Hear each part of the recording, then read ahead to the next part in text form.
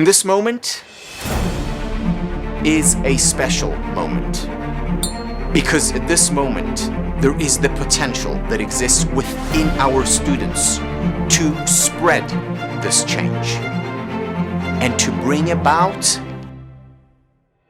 a happiness revolution. A peaceful revolution that will increase levels of well-being around the world. A revolution that will generate not just more well-being, not just more happiness, but also more health and more goodness, more generosity, more kindness. This is about making the world a better place. This is about making a meaningful difference. And when I think about it, I know that this is the moment. Right now, right here, together.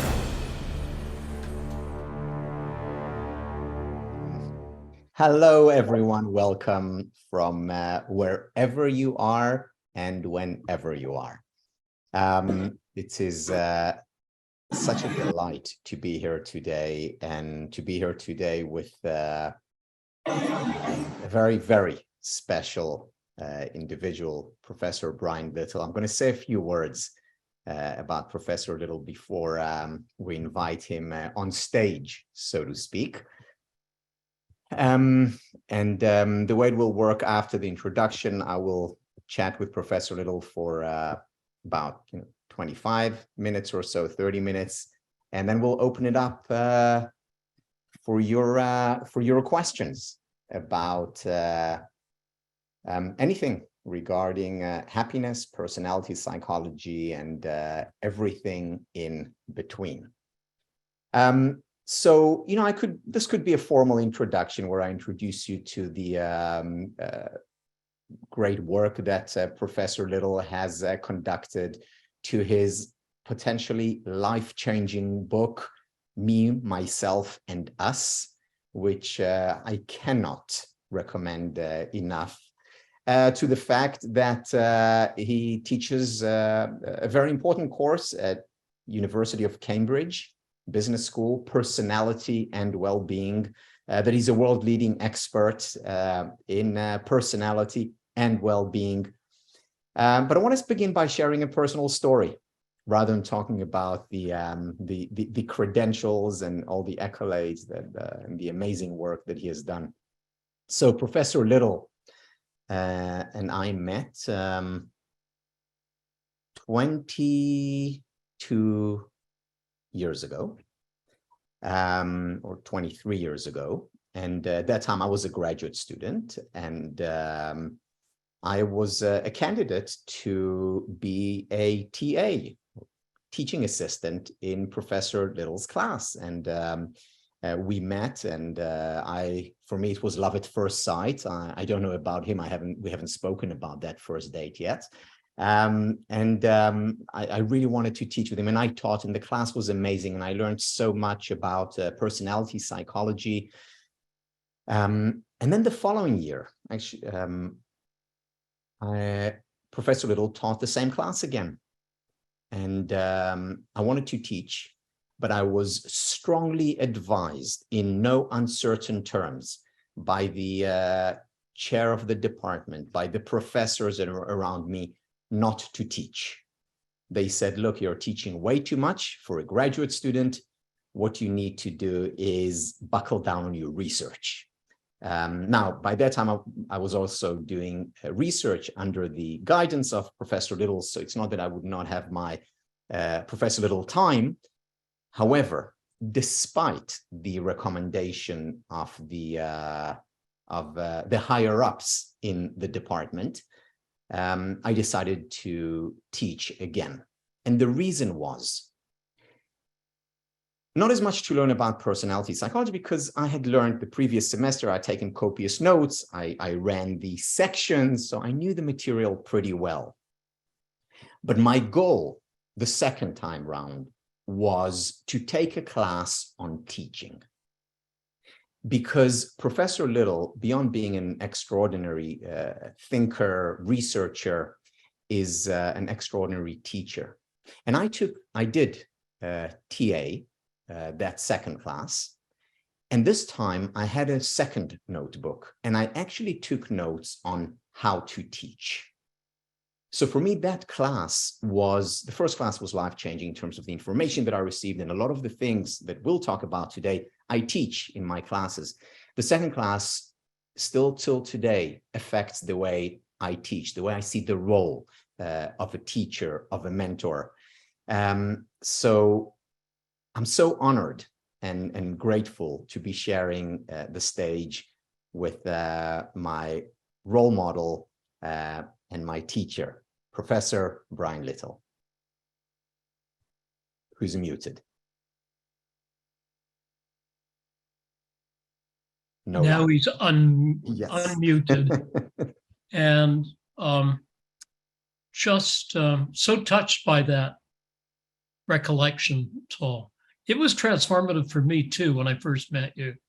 And I remember thinking, my gosh, if this is the caliber of the mind and personal style of the people I'm going to be working with, I'm going to be happy here for a few years. So it worked out very well, and I'm just so delighted to see how flourishing your initiatives have been. And you introduced me, recruited to my lab, Adam Grant, for which I am very, very grateful. At one point, we were in our personality class, we had Tal and Adam Grant and Sean Aker.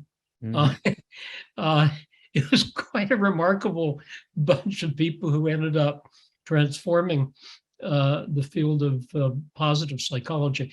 At the time, I refused, as you may remember, to acknowledge that I was personality, that I was a positive psychologist. So I think I was more like a neutron psychologist.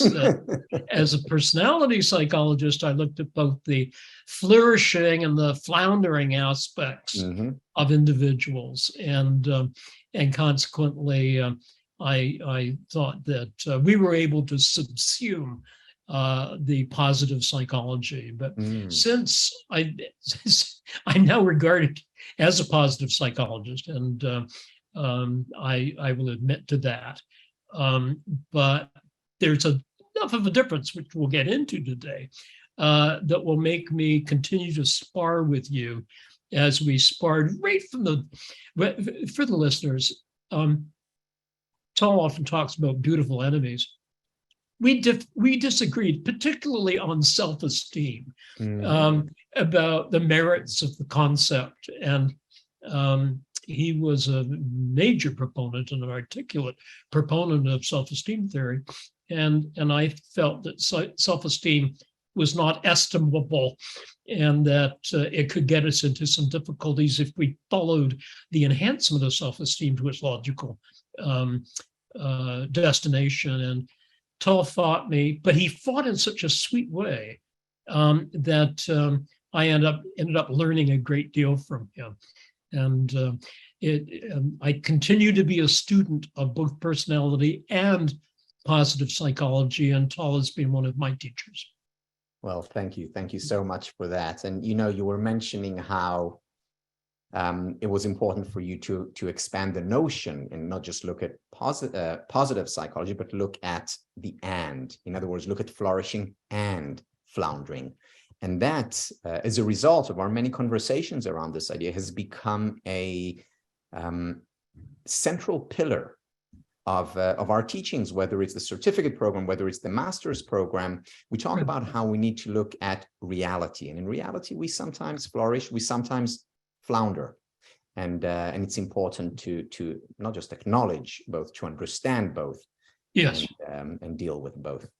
Yes. So this is something that, you know, you talk about a lot, and you're one of the few people in the world to really bridge Well, initially the world of personality and social psychology, which is, what you brought to Harvard then. Mhm. But today you're bridging personality psychology and well-being. Yes. So what is, first of all, personality psychology, and why is it so important for the pursuit of happiness? Yeah, it's a great starting point. Personality psychology is a discipline that takes as one of its founding precepts that each of us, each of the listeners today, is in certain respects like all other people, like some other people, and like no other person.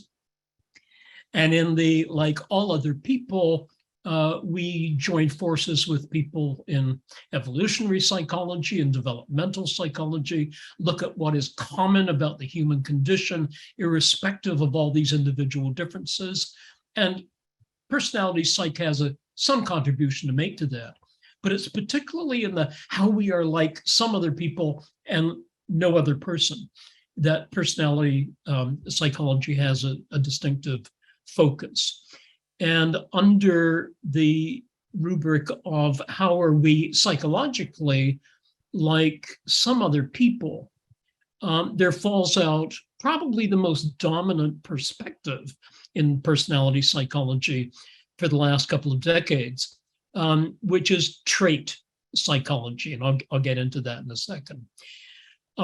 But underneath that, or on top of it, depending on your perspective, is the whole question of what is distinctive about George or Allison. What are the peculiar distinctive features that are truly Georgian or Allisonian that make you stand apart? And I think that unless we know the links between the way we're like other people and the way we're unique, we're going to miss out on the core of happiness. And we have I've developed over the decades a framework. The technical name is a social ecological framework in which human flourishing is what we're eventually trying to concern ourselves with, which would subsume well-being, would subsume such things as happiness in different domains, life satisfaction, physical health, many of the attributes that you get into in your Aspire model, for example. We subsume under that concept of human flourishing. Mm-hmm. But we want to know what are the features that may influence the likelihood of flourishing rising or being compromised. And here we have two things. I'll be a professor and create a block diagram. So here's flourishing over here. Up here is the personality traits, the way that you're like some other people. And here is the context of our lives. What kind of country do you live in? What kind of world are you inhabiting right now? And that also, if I can draw an imaginary arrow, that also influences our flourishing. So traits influence flourishing, our context influence flourishing. And right in the middle, around my nose, are our personal projects in our lives, what we do in our daily lives, or think we ought to do, or think we want to do, and do or don't. Those considerations are also critically important. And I'm going to be very keen to tell you why I think they're important later in the interview. But that's a 30,000-foot overview of what I'm doing. So we have the context at the bottom here. We have, our traits that we share with some people, not with others. And then we have the personal projects, which are unique to us. They are common in the sense that many of us have life tasks, such as getting married, or these are age-graded life tasks, so that at different stages of the life cycle, there are social pressures to pursue various projects, which could be looked at as sort of tasks, but there are also projects that more reflect the idiosyncratic proclivities, preferences, values of the person. And sometimes those can be in conflict. So the life task that the context provides you may lead to a personal project you don't really truly enjoy and value. You don't want to get married. You don't want to have kids. You want to commit yourself to another major project or pursuit that puts you in antagonistic relation to those who are trying to shape your life. These are the dances that occur when we're in the real world of people pursuing projects and meeting the demands of the context or the contextual features of our lives, while also trying to satisfy our own needs. So this is where things get complex and human. Or maybe they get human and therefore complex. Exactly. So we're not simple creatures. No, we're not. So, but let's break down this model. The three antecedents of flourishing.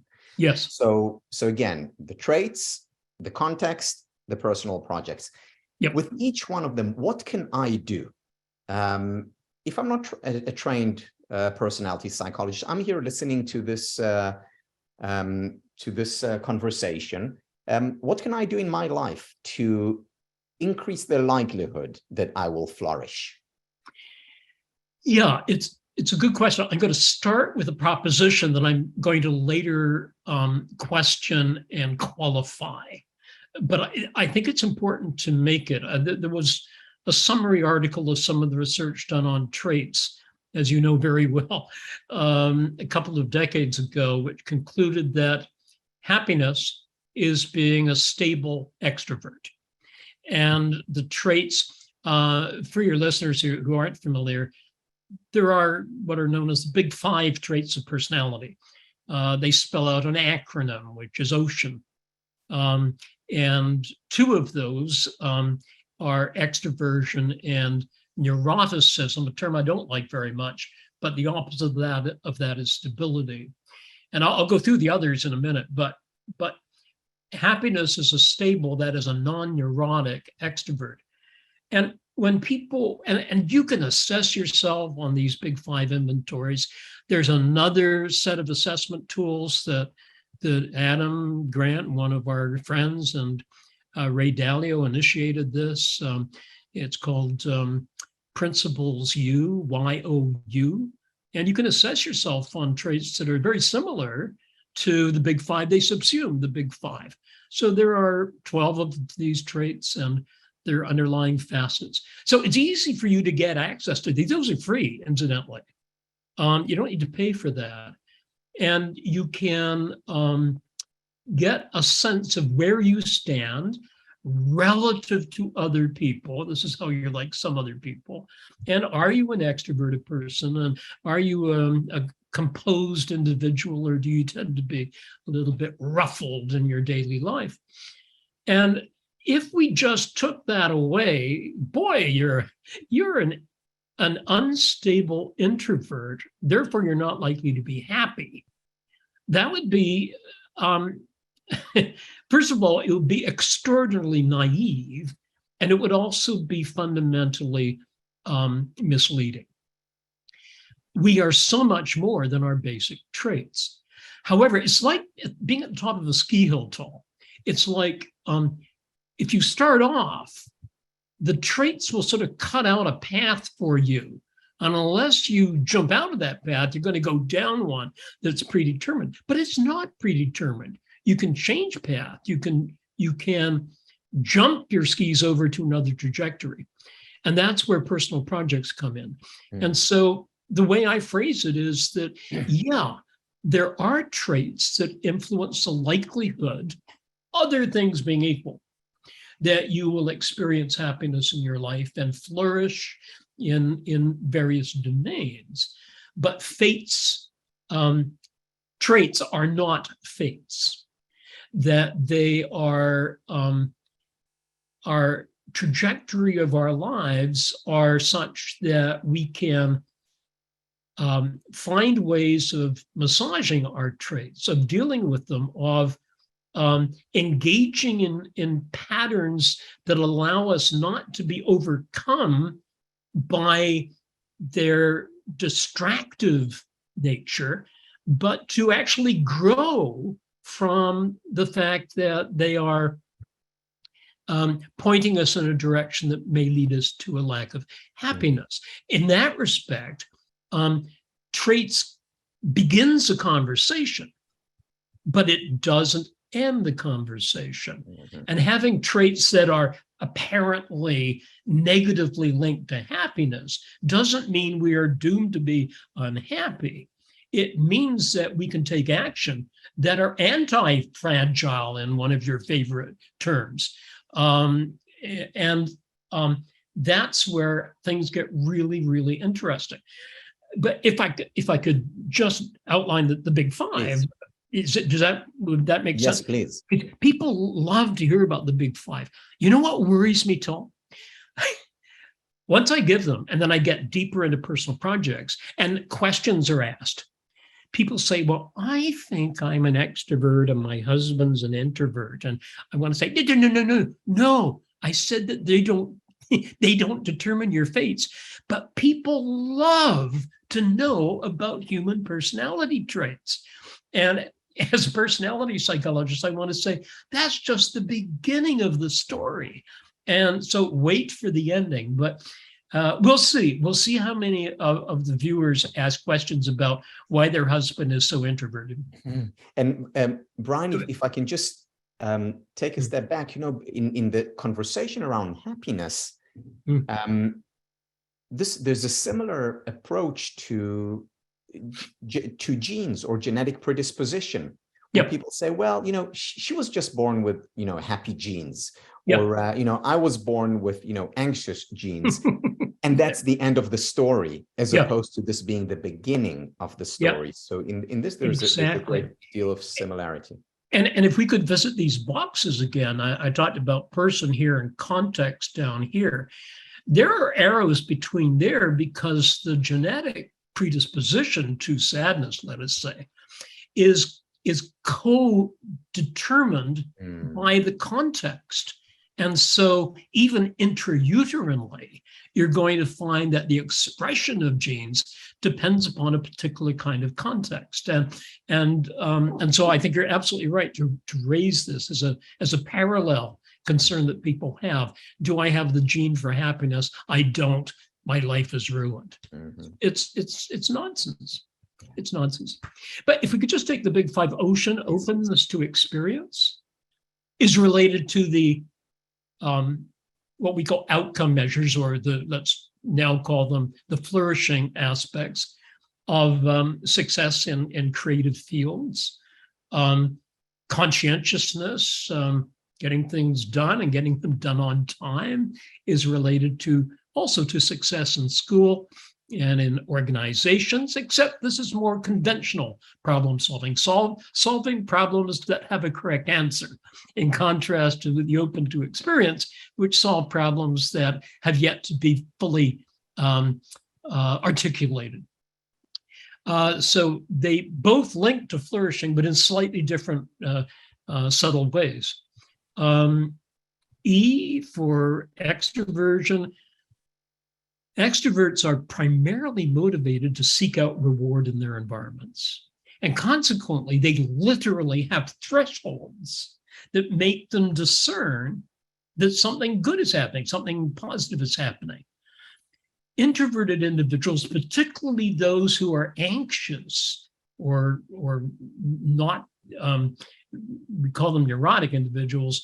Neurotic introverts are particularly likely to be alert to punishment cues in the environment. Now, if you look at it evolutionarily, thank goodness we had both. Could you imagine how we would have survived as a species if all we saw were the rewards? We'd look out and all we would see would be prey. Now, with with those who are more anxious and introverted, you actually see things, I don't know, let's call them predators. Could eat us. And so thank goodness these different aspects of orienting to the environment co-developed, and thank goodness we've got these differences between individuals, the way you're like some other individuals. It does mean that there's antagonism between them. Charlie is always seeing the positive things. That's why we call him Charlie or Chuckles or Chuck. But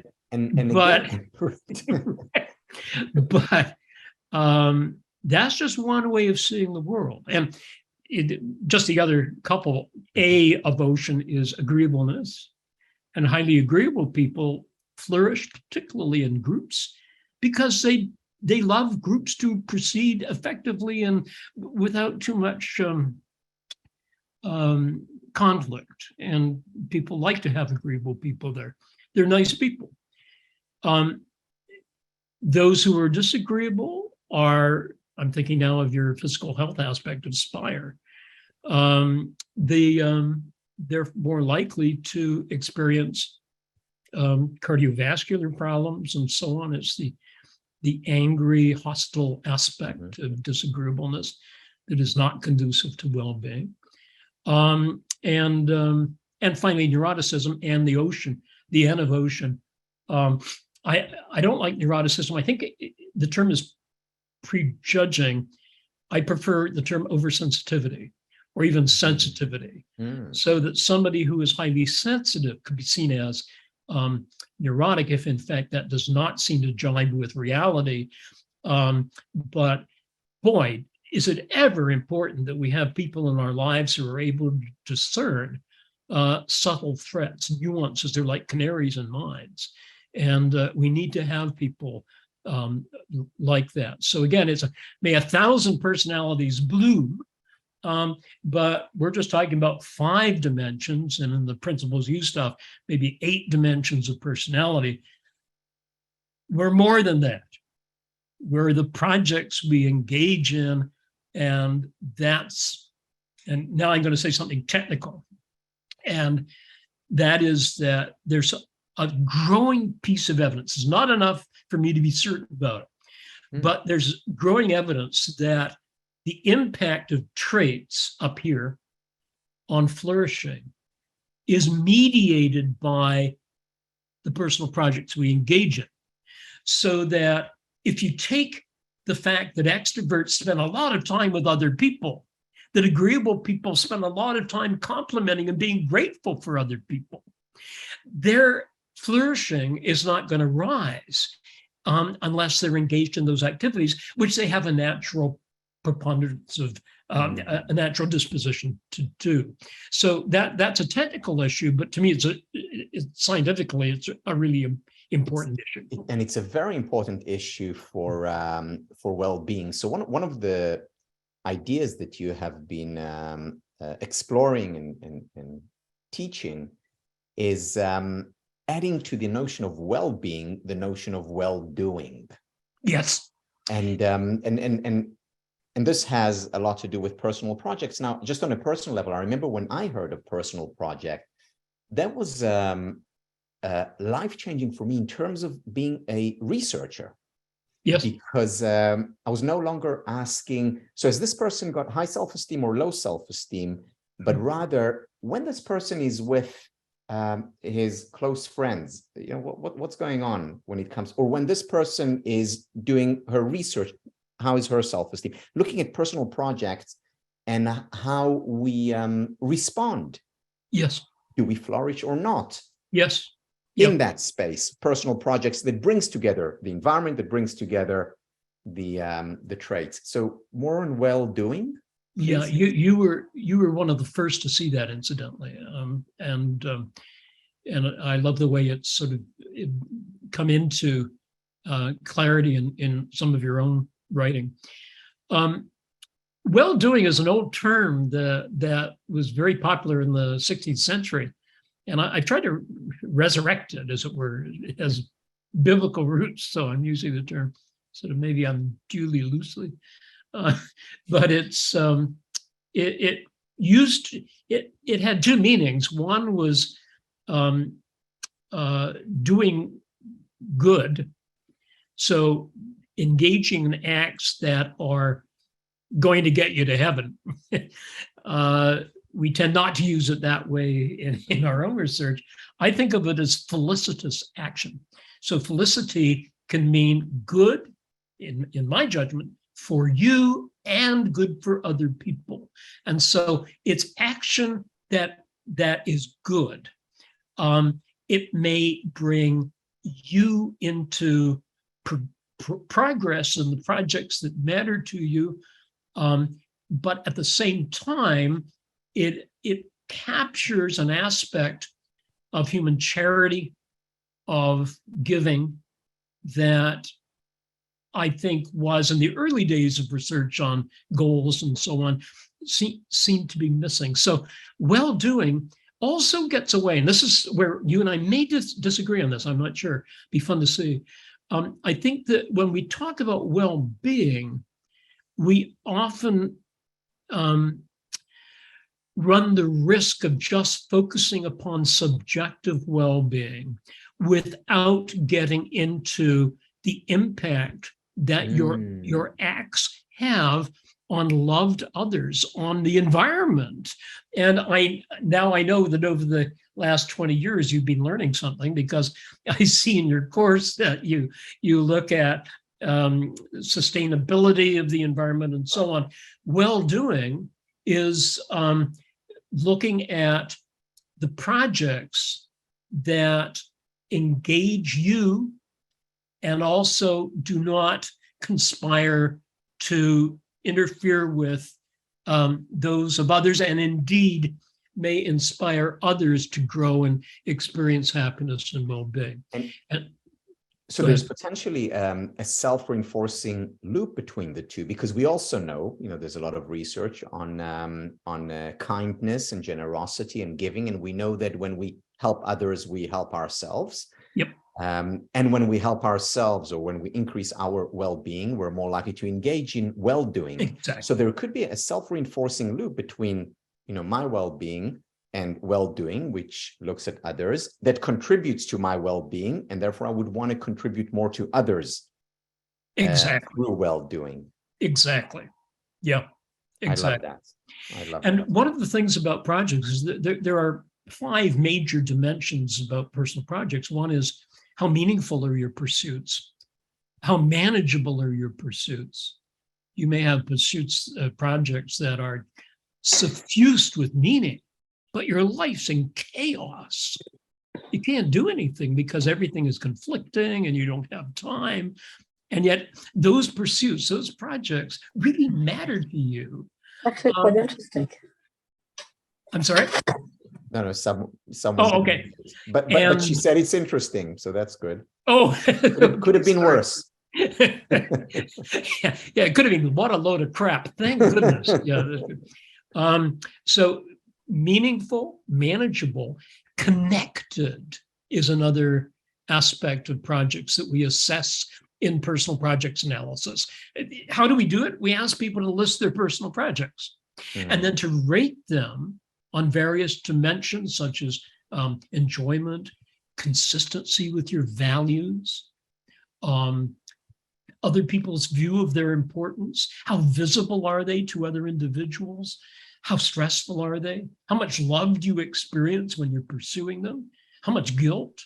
We have about 17 to 20 different dimensions that we explore, and they sort of form these 5 factors. So meaning, manageability, connection with others, which includes support you receive and support that you give to the projects.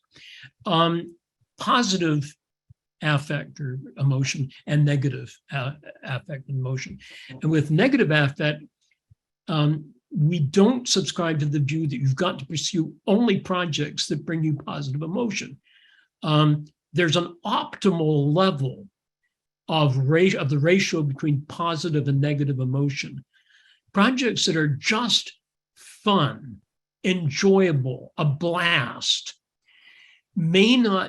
you may compromise meaning on those. At some point, they go stale. And when a project goes stale, we need to reconstrue them. And sometimes the reconstruing may lead us to believe that we're feeling a challenge and that we're going to not be the beneficiary of that challenge. But what the anti-fragile notion conveys is that a project that has increased in meaning because it becomes more challenging and even more difficult and perhaps stressful can increase your ability to cope with those kinds of mandatory projects that life coughs up. The project that is initiated by a lump that you feel on your breast on a Thursday morning. The project that is occurring as you realize that your mom is losing her capacity to recognize who you are. And if you haven't had projects that have made you feel some pain and hurt, and you've recovered from them, you'll be much better off if you have had those than if you've just been playing for a lot of your life. And I think these are some of the truths that you capture, Tal, so well in your overall view of the broader picture of happiness. It's not just smiley face. It never was for you. It's way beyond that. Wow. Thank you for that, Brian. We're going to open it up for questions, and the way it's going to work is as follows. If you have a question, you put your hand up by going down to reactions and clicking on the yellow hand, and we will start with Miriam. Hello, everyone. Thank you so much for allowing us to share time with you. I am a physician, an academic physician, and as many of you may know, these last couple of years were very difficult for anybody in the healthcare system with what happened with COVID and this secondary stress that we have to confront.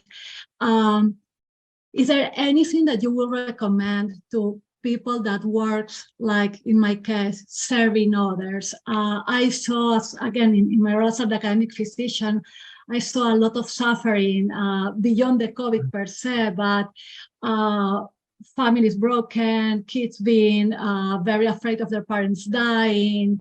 And it's kind of hard right now, and has been kind of my goal during this time to try to bring a little of well-being and happiness and peace of mind to my students, my residents, and my colleagues. I want to share to show you more or less the magnitude of the problem. We have 300 to 400 of physicians dying by suicide every year in the US.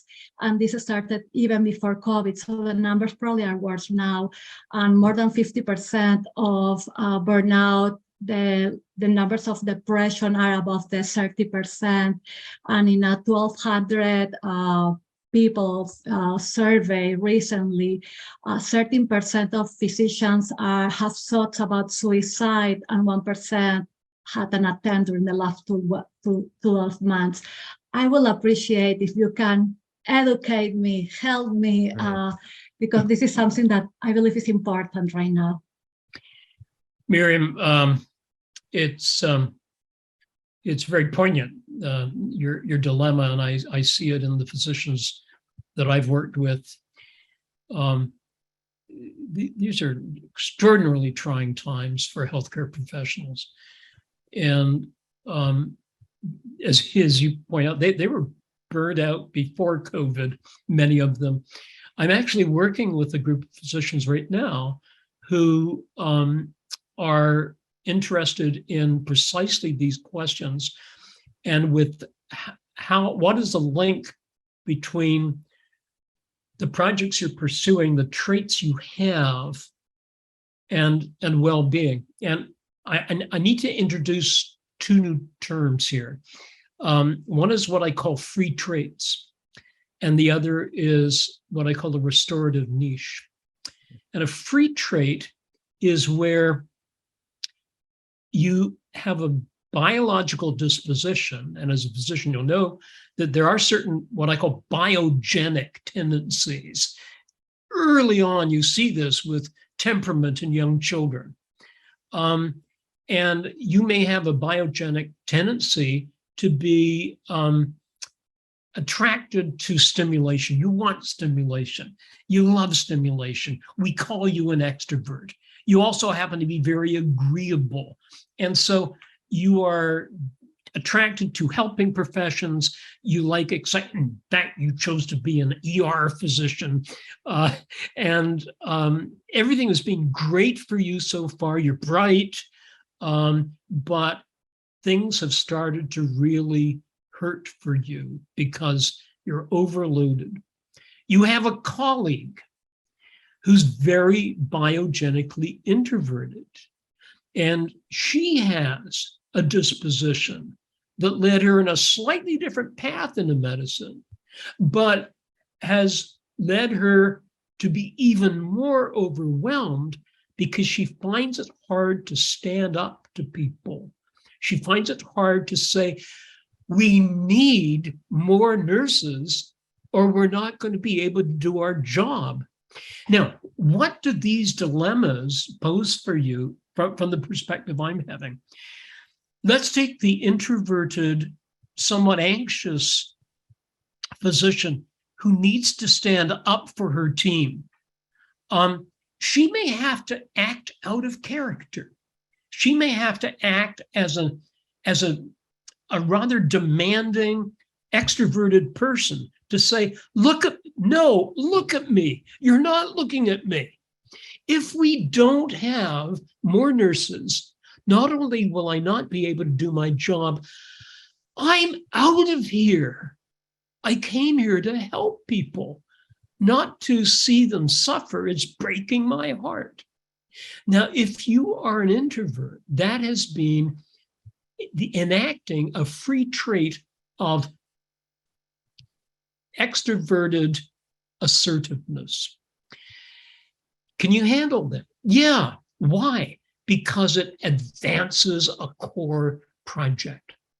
So a free trait is an enactment that advances a core project that runs against your natural disposition.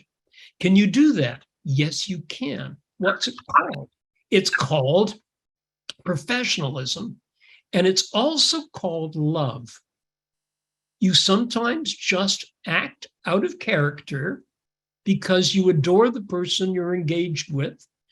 You act out of character because lecturing to students or helping individuals who are hurting is at your very core of your being. Does it cost you anything? Yes, it can. A naturally disagreeable extrovert can shout for her team to get more assistance. But one who is disposed to being pleasant, nice, conciliatory isn't going to find that easy. So what does she need to do? What does he need to do? As individuals who have acted out of character to advance a core project in their life, they need what I call a restorative niche. And that restorative niche can be something as simple as legitimate time out, time away, a room in the hospital, a weekend that you actually do take off, and maybe even a sabbatical where you restore yourself sufficient to come back and love well again. So I don't know whether that answers your question, but those are my initial thoughts about the dilemmas you face. And thank you for doing what you do. So to create those restorative niches is so critical for sustaining the meaningful work of the service providers. Absolutely. Thank you so much. Thank you for that. Thank you. Miriam. And thank you. Luciana, can you please unmute yourself?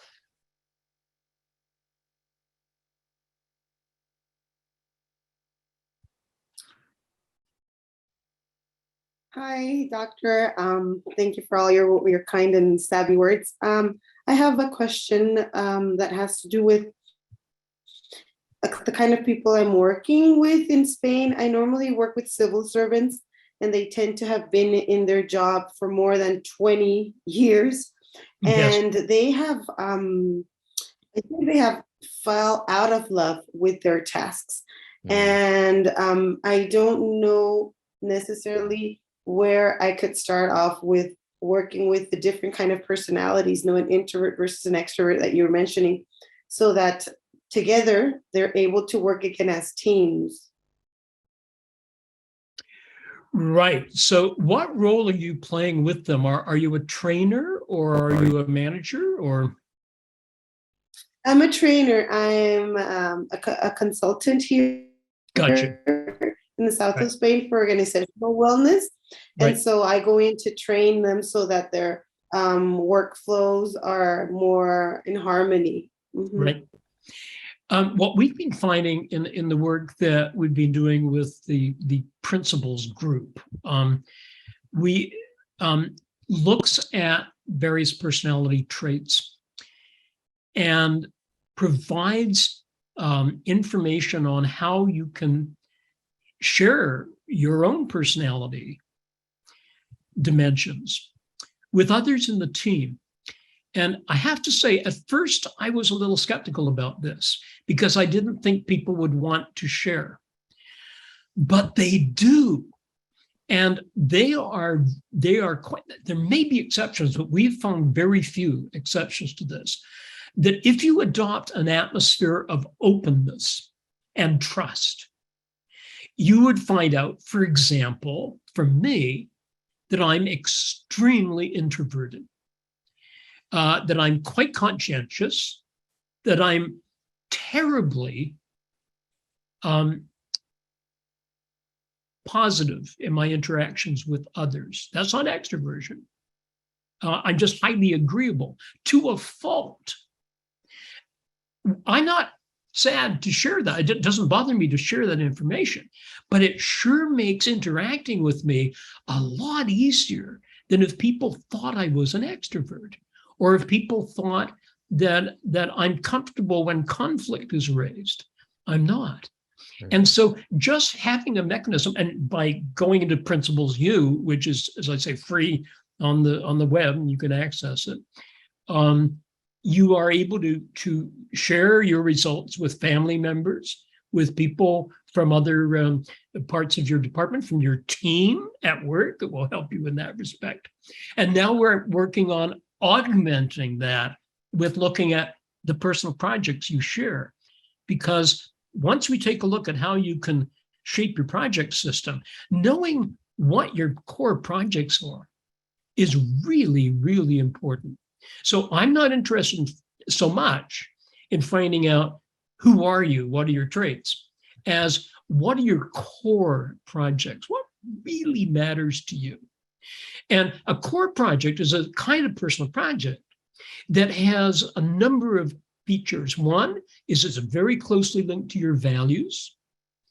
And if you ask people what their values are, sometimes they're a little vague.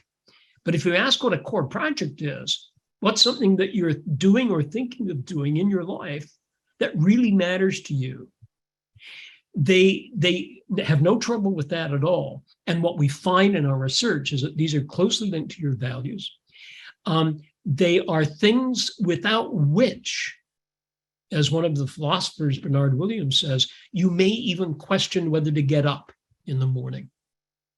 And they're projects that are so tightly linked to the other projects in your system that if you take it away, everything collapses. Now, if I know that about you, if I know about David, that he has as his core project his son, the marriage is over, but his core project is his son. And he will do anything. He's not going to come in early if it means he can't take his kid to school. I may find out from his traits that he's a stable extrovert, But unless I know the core project in his life, I'm not going to be able to accommodate to those things that really matter to him. And it's amazing, Luciana, how much we are not encouraged to share the projects in our lives. So both these things I think are really important. Telling each other, chatting about, enjoying, gaining insight about our traits, and also about the core projects in our lives. And you can do that in small groups. It's essential to start with trust and to model it as a trainer or as a coach or a consultant. I hope that's helpful. It was very helpful. Thank you very much. Thanks, Luciana.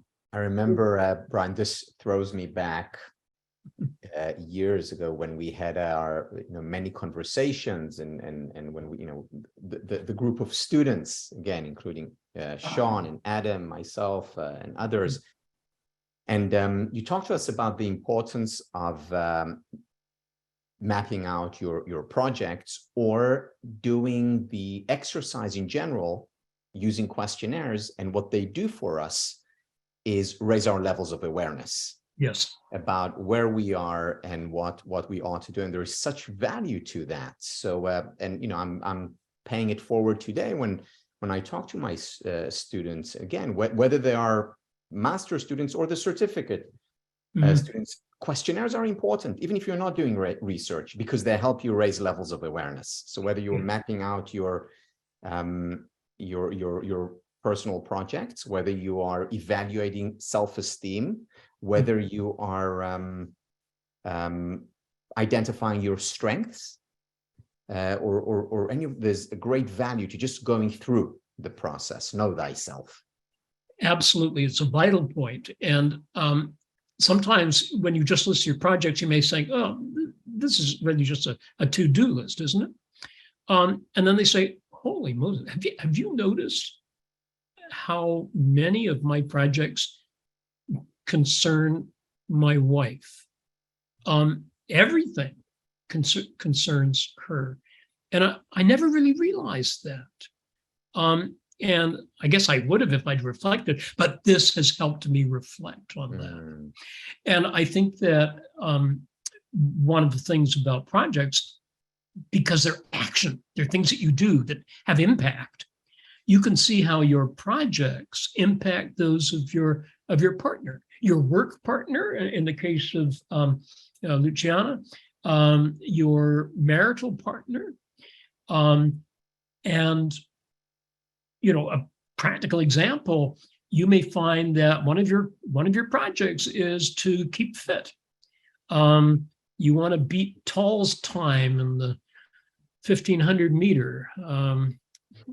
All I did was beat you in squash, but I don't know why I put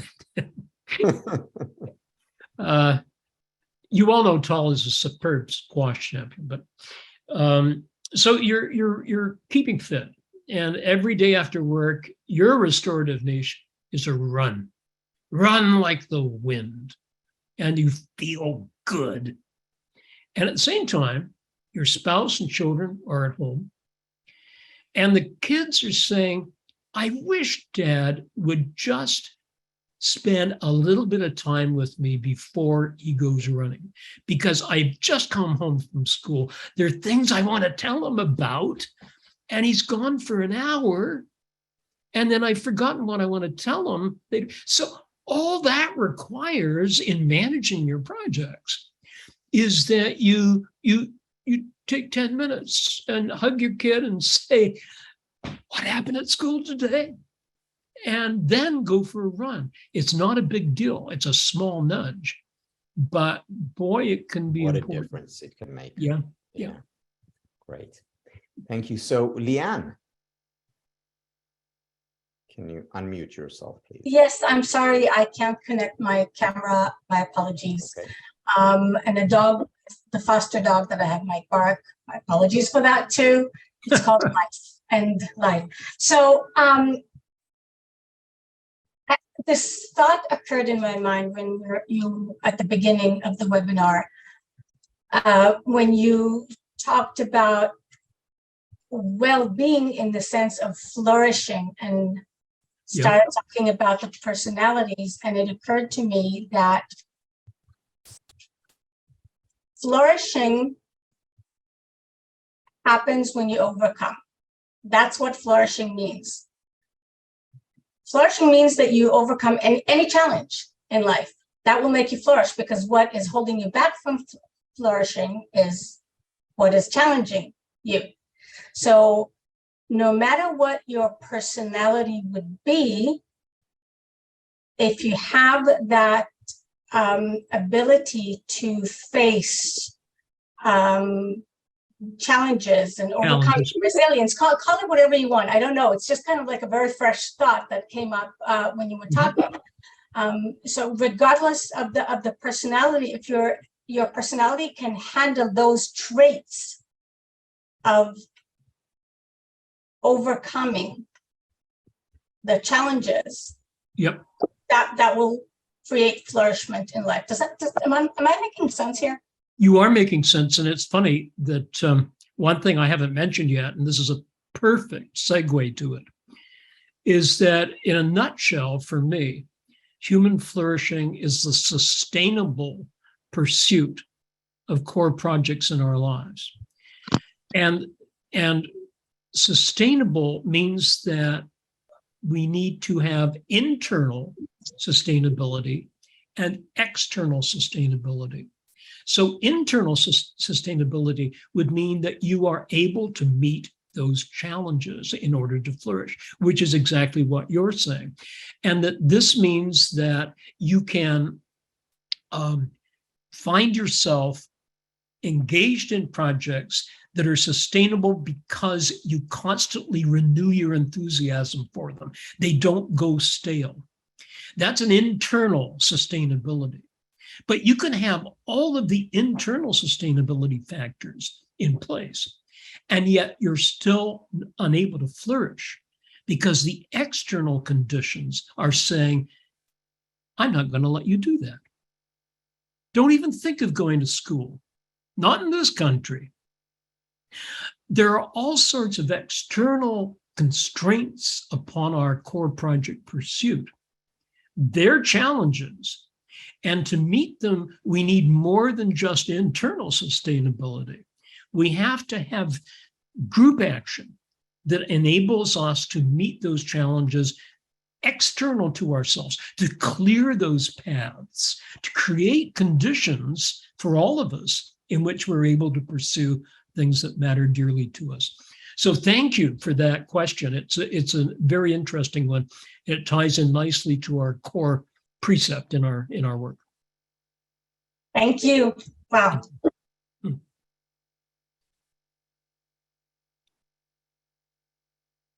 We unfortunately only have time for one final question. So Faisal, over to you. How are you? Hi, Thank you Faisal. for good night. It's midnight in Turkey, so I try to get it off. I want to ask you that I'm working with athletes, ultramarathoners, and I'm also an ultramarathoner. So we run a lot for great miles. 3 days ago, I ran for 66 kilometers, a little above 40 miles. So we generally flourish by floundering, because after several miles, the body stops. We just run mentally. So when I'm making a brand new training for my class on the next couple of months, so I try to get each of them. I know it's not possible, but is there a fine line? Because there are introverts, extroverts, omniverts, every kind of people will be there. And I know I'm working on a thin line, but I'm an extrovert. I have ADHD. So I try to control it by running or something else.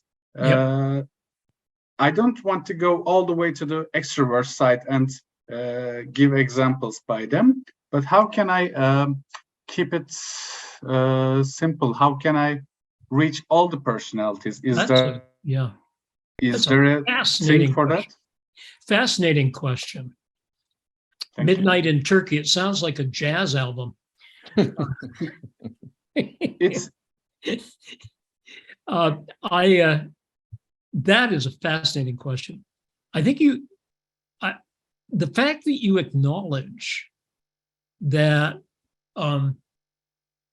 you need to adopt a different way of challenging them depending upon their own personality, that's the first massive step, because not many coaches or trainers are able to do that. They don't have the self-insight, and that's great as a start. One thing that I found is that you could simply encourage them to adopt the kind of style that works for you. But if you can identify people who are more like them, let's say a more introverted, anxious runner, or one that has a personality profile that differs from yours, if you could find another ultra runner, marathon runner, who does very well, and get him or her to explain to this other person who's similar what their strategy is, that is more likely to be effective than simply giving what has worked for you. And so this is where matching individuals and knowing their personalities can be really helpful in peers helping peers.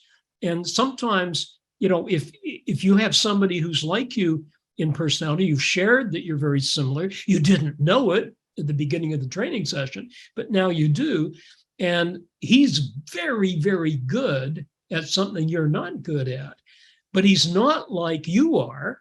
He's not a middle distance ADHD extroverted whiz.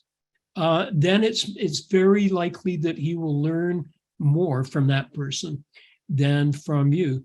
And the skill that you have is knowing that you can bring those two together to co-teach each other. Yeah. I you give me a great way to work with this. Thank you very much. Terrific. Have a good night there. Thank you. Thank you. We've come to the end of our time, unfortunately. As always, this was a flow experience. And again, it takes me back to the many hours that we spent into the night often. Yes. Talking about personality, psychology, positive psychology, and even self-esteem sometimes. I'd like to end, Brian, just reminiscing a little bit. Sure.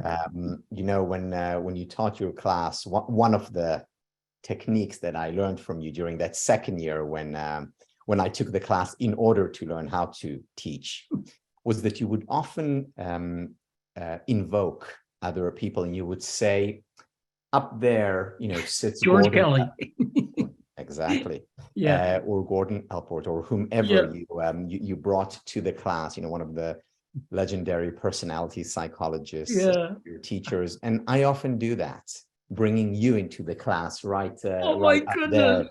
Yes, I hope you're not afraid of heights, because it's pretty high. Oh, that's so touching, Tal. Thank you. And again, my students know so many stories about you, including the story that during one of your classes, as the TA, I was sitting always in the front row, and suddenly behind me, I hear a thump.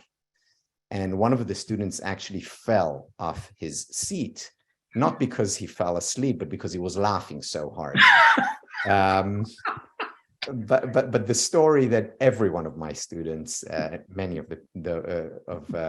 those on this call know of you, is that when you would see us, you would always ask the following. You would say, you know, Tal, how are you really? Really, And yeah. that really makes all the difference, and that meant so much for all of us, all of your students, and still does, and we pay it or serve it forward. So thank you. And how am I really? I'm honored. I'm delighted. I'm so grateful for your time. So thank you so much for doing all that you're doing and for being here. Thank you. That's very, very touching, really. And thank you all for being here. And as always, take good care of yourselves and others. Bye-bye.